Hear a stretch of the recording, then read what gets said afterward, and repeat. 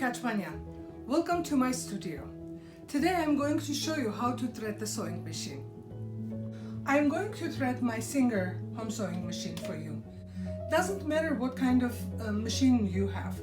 If you can thread one type of machine, you should be able to thread any type of machine. When I'm saying any type of machine, I also mean the industrial machines. You will learn about different parts of the machine while I'm threading it. And I'm going to start by filling up the bobbin for you. The bobbin is this little spool that is actually placed inside of the machine, and that provides us with the thread from down there. So we need two threads to sew. One comes from the top and one comes from the bobbin down there. Usually on the right side of the machine you will find your bobbin winder shaft. You're going to place your bobbin on it and push it down. Then you take your little spool and then you place it on the horizontal spool pin. And if you have a stopper, just put it on so it will not jump out. There is a possibility that your spool pin is vertical, so there's no difference, vertical or horizontal. Mine is horizontal, that's how I'm going to put. Then I'm going to grab my thread and go around the bobbin tension disc, and then coming back to my bobbin and wind my thread a few times around it, let's say 5 to 7 times, and then cut the thread. Then you're going to push the bobbin towards your right. It will click into the place and the bobbin stopper is going to hug the bobbin so it doesn't move around. So the switch here is going on, and also make sure that your presser foot is not flat down, lift it up so it will not wear out your feed dog, meaning the teeth underneath. So always keep it up when you are filling up your bobbin. Then I press my foot pedal that is down there and it's connected to the machine, and I'm going to start filling up my bobbin. Now pay attention that your bobbin is filled up evenly. Don't let any loops or loose threads, otherwise it will affect on the quality of your stitch. Sometimes I even direct it with my fingers, making sure that my thread is going down and up, and filling my bobbin evenly.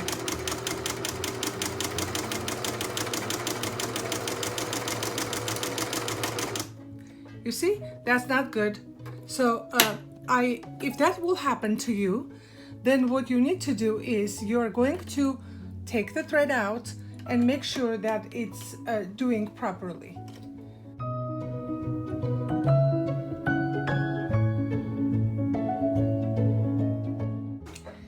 Now, as you saw, my thread jumped out of my tension disc and I still kept on going with my fingers. My fingers are providing tension to the thread, so my bobbin, making sure that my bobbin is wound properly. When it fills up, it will stop rotating, and then I will push this back and take the bobbin off of the pole. Okay, so my bobbin is looking okay. I don't have any loose threads and it's kind of like filled up evenly. Now let's put this in the nest.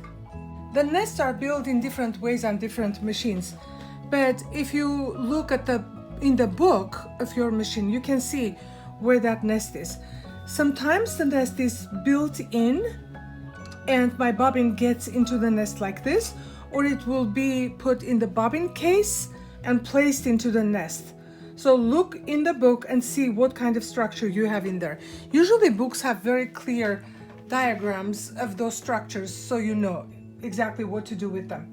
Now, you see my previous thread is coming out, my bobbin, and I'm going to place my new one for you to see. Here, this will go into the nest, and usually in the nest there is this, on the brim there is a cut like that. You see, let me do it again. Okay, so there is a cut here, there is a cut, and I'm going to put my thread into the cut, push it with my finger and slide it underneath and just let it be. My bobbin is in the place. Now I'm going to start threading the machine for you. So I'm going to take the string, and you would go on the closest pole. Say there is a pole right there that is going to hold my thread in the place. Yours can be looking a little bit differently, but you should be able to tell that that pole is going to take the thread. From the thread pole, my string is going to go into the tension regulator that goes around like this and down. Different machines will have different parts, but pretty much that's what you're doing. So this regulator is going to provide my string with a certain pressure, tension, so my thread doesn't jump up and down and create unnecessary loops. After I go out, I mean, it's very, very simple. You can see the arrow and everything, and it goes down to the needle.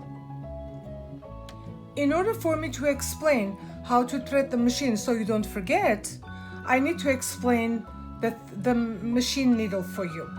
When you look at the needle, you can see that on one side, this needle has a long groove. As you can see, my nail is kind of railing up and down through that groove. Now, there's a flat tip in here. That's not what I mean. I mean this long groove along the needle.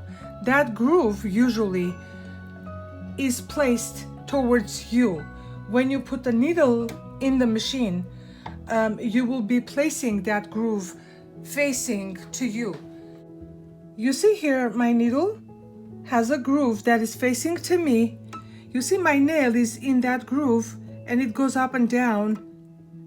Here, my nail is in the groove like that. So why is it that important for us to know where the groove is and place it in a certain way in the machine? Because if you shift the groove in the wrong direction, your thread is going to be cut constantly, okay? On home sewing machines, the grooves are facing towards you. On production machines, they're facing towards left. And also, you are always going to thread your thread from that groove side, okay?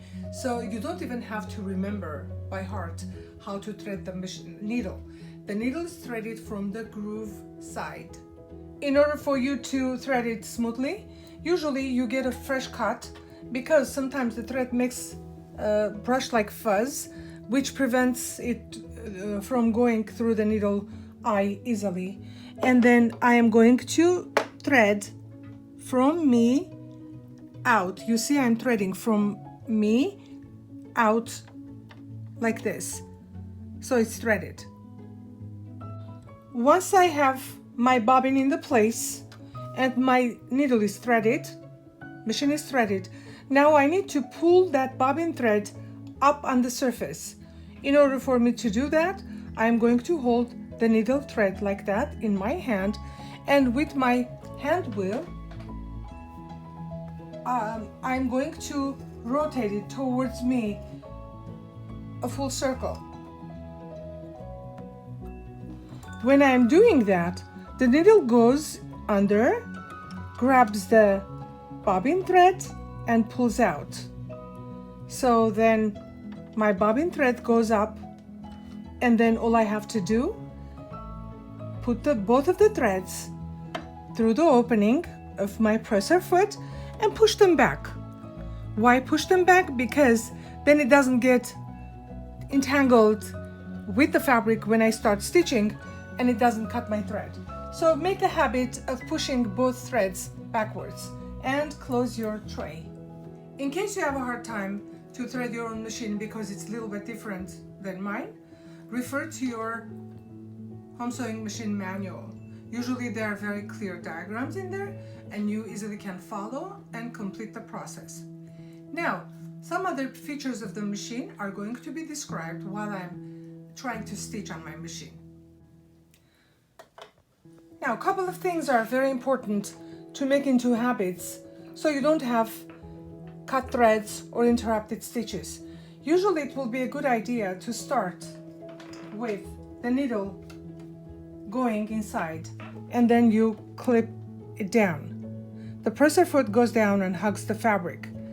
So when I start stitching, I'm not going to have any threads entangling into my presser foot or with my fabric or here. When you sew, I would like you to hold your hands on both sides of the presser foot. Never hold your hand right in front of it.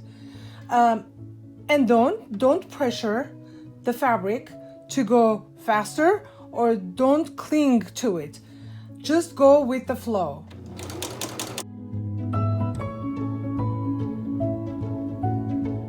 Stitches can be very small and very long. Actually, they should not be too small, because that will mean that the needle is hitting my fabric too many times and making it weaker. If it's too loose, it will become like a basting stitch, not a garment sewing stitch. So then what is the correct number and length of the stitch? Usually for production, they use 8 to 12 stitches per inch. Okay, for instance, here I am holding my tape measure 1 inch segment right there next to my stitches. Here I have 1, 2, 3, 4, 5, 6, 7.5 stitches. That means my stitches are too long. Now my stitch is not going to be strong enough, durable enough to hold the garment together. So what I should do, I should make my stitches smaller. So how do I do that? Let's go see. Yeah. The stitch length regulator is found somewhere in here. You see, if I go like towards number 4, then my stitches will go longer. If I go towards 0, opposite direction, it is going to go smaller. So the stitch length that I got was giving me a little bit over number 2. That means on my machine, I have to go a little bit towards my left, towards 0. So my stitches will be a good size. On your machines, the numbers are going to be different. Just look at your machine and stitch it, measure it, and adjust accordingly. Well, here are my stitches displayed on the machine, and with the regulator I can change it to any stitch I want to. I was working with a straight stitch, so I put it on the straight stitch line. Also here, you see I can stitch zigzag or I can stitch straight, so I go to the straight stitch. That's when my machine gives me a straight stitch. I'm going to introduce you the reverse stitch button here. Reverse stitch is helping me to stitch backwards. For instance, where I'm stitching like this, when I need the machine to go back, so I press it, now it stitches back. So let it go, stitches forward. Push it, back and forward. Why do we need the reverse stitch? Because usually we secure the beginning and end of every stitch. When we stitch garment pieces to each other, 2 pieces to each other, we reverse stitch, stitch, reverse stitch, and stop. I would like to show you something else on the machine. Usually on the right side and sometimes on both sides of the presser foot, we see lines.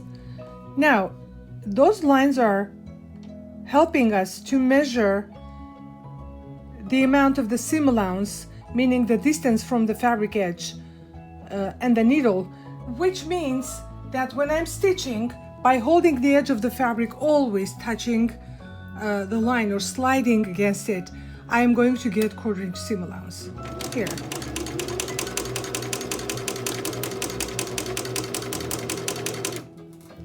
You see? Okay, so when I held my fabric at this line, the first line, it gave me 1/4 inch seam allowance.